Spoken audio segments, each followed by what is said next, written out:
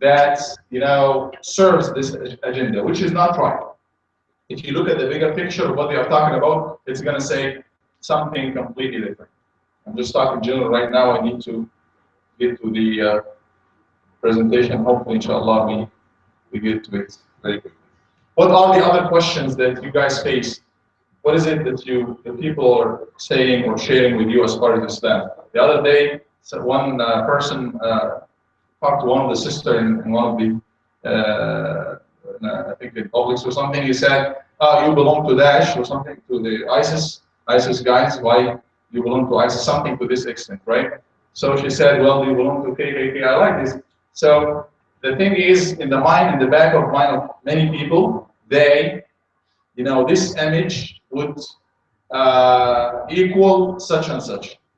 They have some stereotyping for Muslims, a woman looking, with hijab, somebody with beard, somebody who's Muslim in general. They will tend to judge them, ready-made judgments and ready-made things, because in the most part they are under the, media and under the effect of so many other things. Unfortunately, even some Muslim actions, they play role in this direction. But what Islam is in reality, in terms of the Quran, in terms of what's in the text, in terms of the action of the Prophet ﷺ, something completely different. And that's why when many people come to know Islam for what it is, they accept Islam. That's why it's the fastest growing religion. Okay.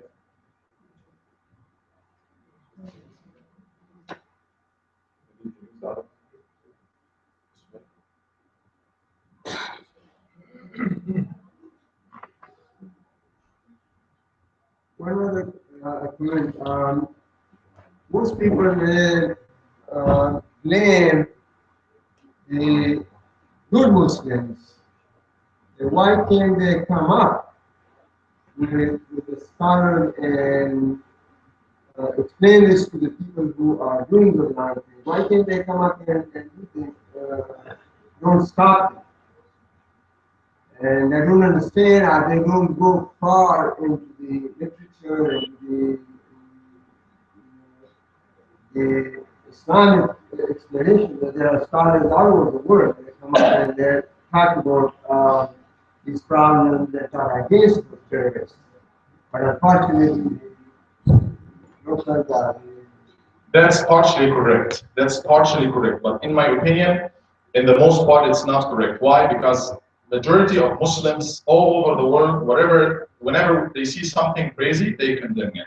You're talking about organizations here in the States, you're talking about international big bodies representing Muslims that talk against those things, but usually nobody would highlight their condemnation for such actions, or they wouldn't invite to those media outlets the moderate voices, the true Islam.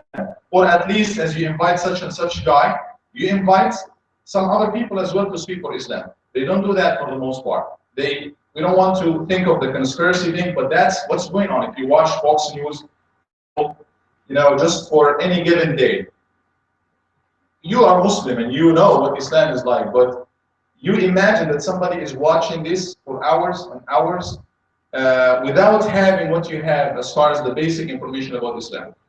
What kind of image that you will build about Islam? Obviously, they will build all kind of things unless they read for themselves, unless they figure out. So they need to allow, they need to publicize Muslims. Muslims do a lot of good things, but many and the most part nobody knows about them because nobody highlights that. But part of that is also on us, Muslims. We need to speak up. We need to engage. We need to be part of what's going on. We need to stand up more. Do not wait for them to come and cover what we have. We rather need to contact them and try to have a voice in what's going on. And we need to be there in the community. That's one thing that I think we have to work in this direction to be visible. I think the simple answer to this education is that you need to tell them that what Islam teaches and what people practice are two different things.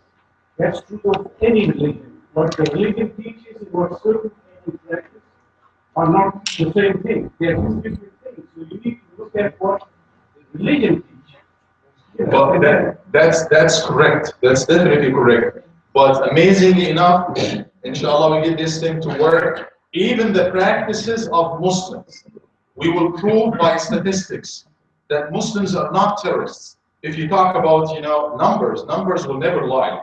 Who did what? How many terrorist acts or actions are there? You will see that Muslims actually come at the bottom of the list of terrorism. Believe it or not, these are the facts.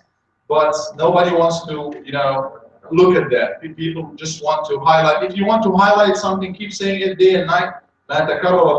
Keep repeating it. Keep, telling people about it. It becomes like a big fact, even though in reality it's not a fact. But you are right. Practices of people are not a true representation of what the principle is. In the same way, Christians are different from Christianity. It's not necessarily that they reflect the Bible principles and Sayyidina Isa's teachings. It's something else. It could be in the most part, something else. So we need to draw this line between the actions of people and the principle itself. Can I ask you to do it without a computer, please? That's not working. Without a computer. And you can use this for. Sorry, you can use this for the broadcast. There's an inherent bias also, because when a Muslim does something bad, the press and the media say Muslim terrorist. When the same Christian does something bad,